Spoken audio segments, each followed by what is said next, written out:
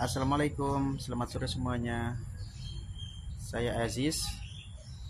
Pada hari ini, hari Sabtu tanggal 25 Oktober, hari pertama saya men-challenge diriku sendiri berbicara di depan kamera.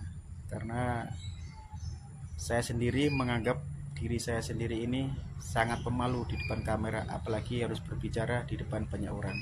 Akhirnya saya memberanikan diri, membuat challenge diriku sendiri bahwasanya saya harus bisa belajar. Akhirnya saya men-challenge diriku sendiri untuk berbicara di depan kamera, no edit, selama 1 menit setiap hari selama 30 hari, dan dimulai pada hari ini, hari Sabtu tanggal 25 Oktober 2025. Semoga di hari berikutnya bisa terus berbicara di depan kamera. Demikian, terima kasih. Wassalamualaikum warahmatullahi wabarakatuh.